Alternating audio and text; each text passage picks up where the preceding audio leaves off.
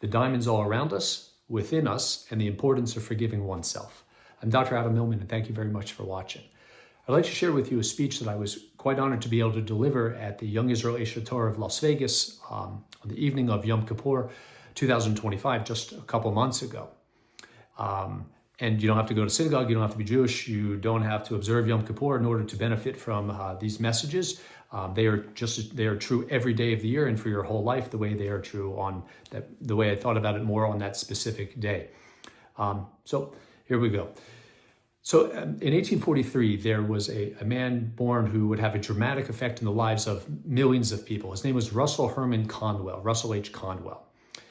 He had a job he was an attorney, then he became a newspaper editor, and then eventually he became a Baptist minister.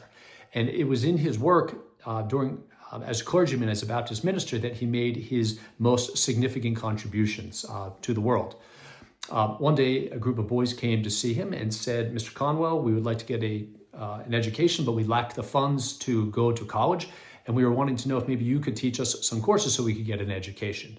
So Mr. Conwell said, "Well, let me think about it and let me get back to you." And he thought, why not? Why shouldn't young people who lack the funds still be able to get a college education? So he made it his lifelong journey for the next several decades to raise money for this purpose. He gave over 6,000 speeches, raised millions of dollars to found Temple University, a school that I had the honor of attending for 1 year of graduate school. And in each one of these 6,000 speeches, he gave a speech called The Acres of Diamonds, which I'd like to share with you. So the story is about a farmer. Some of the versions, it's a farmer in Africa who is told that he can become rich by prospecting for diamonds in the continent of Africa, some versions in India.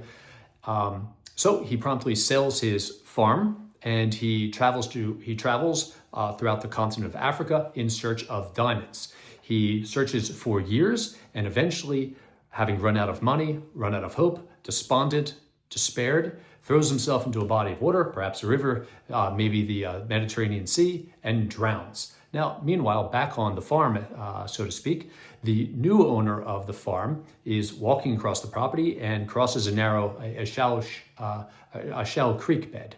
When a flash of light hits him in the eye, he looks down and sees an oddly colored, oddly shaped stone. He picks it up and brings it back and puts it on his mantle above his fireplace as a keepsake. Sometime later, a visitor comes to his house. In some versions of the story, it's actually the man who told the first farmer to leave his farm, goes over to admire this oddly shaped, oddly colored stone on the mantle and takes a look at it and almost collapses. The new owner of the farm comes over and says, What's wrong? What's the big surprise?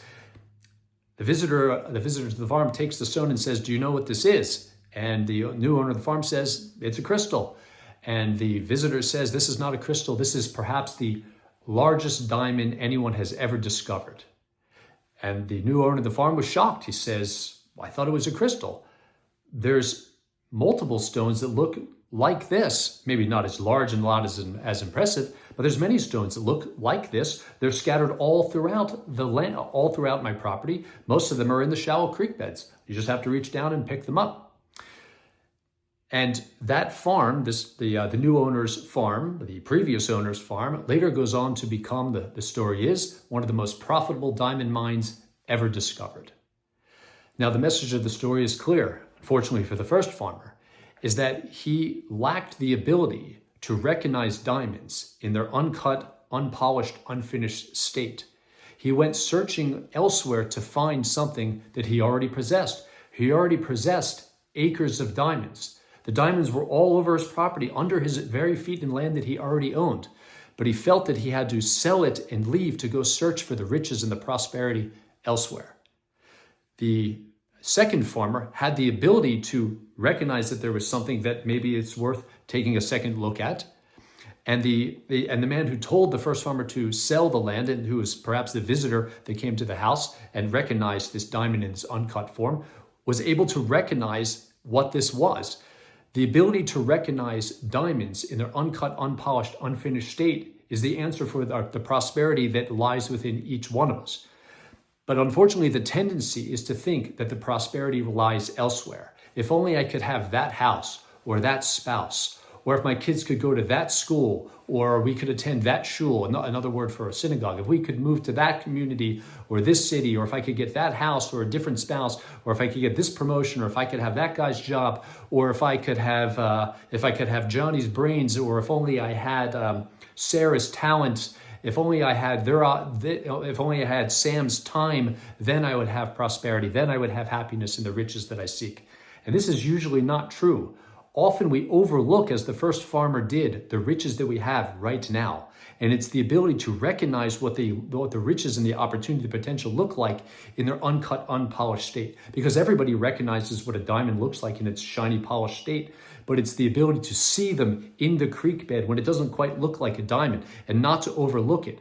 And also to see the potential within us, the talents that we have, the creativity that we have, the opportunities that we have all around us. And I related this to my situation in Las Vegas. I have a synagogue down the street from me with a wonderful rabbi and his wife that we call a rebbe and a rabbi's wife, and an amazing community that produces classes and teachings and wisdom and instructions where if you would come just to listen for a few minutes a day, it could enrich your life. It could help you with your ability to get through a problem, to get through adversity and challenges, loss in your life, to figure out where you should be in this world, what you should be doing differently, how to have better relationships with your family, with your kids, in all aspects of your life. But you first have to realize that the riches are there. They just may need to be polished off. There are people that walk past this building and a similar story would walk past the churches, walk past the synagogues, walk past the library, walk past an advertisement for a seminar, walk past the bookstore, and they never bother. They believe that the happiness and riches and prosperity is somewhere else, but this is rarely true. Until we've looked around us to first verify that there really are no acres of diamonds, but it is quite possible. My friend Bruce Mofson from our synagogue tells a story of this young lady, this Jewish lady that he ran into. He was helping. Her car broke down about 400 yards from our synagogue. Had lived there for decades. Never knew it was there. And I'm wondering if she realized that she literally possessed acres of diamonds, as I possess acres of diamonds, by being in this community that I'm in, that enriches me so much with wisdom and insight and perspective and how to deal with things better. If this young lady had realized what was available to her, to just pop in for a class, to learn about how to be a better person, to learn about the importance of giving, to learn about spirituality, to learn about how to work on yourself and respond to stress, and how not to beat yourself up. All this wisdom and teachings that comes, thank God, from the synagogue and the wonderful teachers at our synagogue, her life would be enriched. But she was not aware that she possessed acres of diamonds. And this is unfortunate because most of us are in the state where we think that if we can only have something else, some material possession, or move somewhere, or a different spouse, or different kids, unfortunately, or a different job or career, someone else's time, or someone else's wisdom, or someone else's money, or someone else's creativity, then things would be great. And I'm not so sure that that's the case. We all are right now standing on our own acres of diamonds, as Russell Herman Connell tells the story. And until we realize the gifts that we have, and maybe they don't look like polished stones, they don't look like polished diamonds, they may look like unpolished diamonds, a little bit rough around the edges, not as shiny. But if we were to cultivate them, we may see them for the diamonds that we are. The potential that you have inside of you, unbelievable. The creativity that you have, but you don't recognize it. Unfortunately, we tend to disregard these things, and we look elsewhere for the prosperity and the happiness. Another point, because it was the holiday of Yom Kippur and we talk about forgiveness, we ask people, part of the custom is that we ask each other, we say, if I've done anything to you wrong in the last year, please forgive me. And then people usually ask you, if I've done anything wrong to you, will you please forgive me? And we ask the Almighty to forgive us as well. But very important, I think something that is overlooked, is the importance of forgiving oneself. The importance of forgiving oneself. Boy, we sure do beat ourselves up with the past, don't we? We use our past as a club to beat ourselves rather than a school to teach ourselves. We use the past as a punishment rather than a school to teach us lessons that we could use for the future. And as the famous Maxwell Maltz said in his one highly recommended book, Psycho-Cybernetics, he says that you make mistakes, but mistakes don't make you.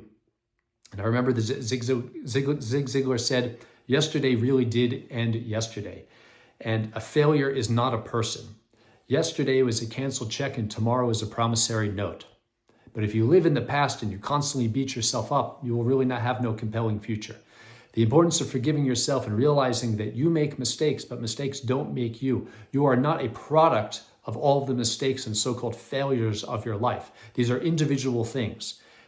Tomorrow is a brand new day. Whatever happened in the past is, I guess, Maxwell Zig Ziglar would say also that the past is important because it got you to where you are today. But infinitely more important than whatever happened in your past is how you see the future. How you see the future. Today is a brand new day. Regardless of the mistakes of the past, usually we can correct and move forward and still have a meaningful future, provided you don't live in the past and you never forgive yourself for the mistakes. It's important to forgive others. It's important for them to forgive you too. Make your peace with the Almighty. Ask Him for the forgiveness for the things that you've done, but don't forget to forgive yourself, and don't believe that you don't deserve happiness in the future because of mistakes that you've made in the past. Dr. Adam Millman, thank you very much for watching.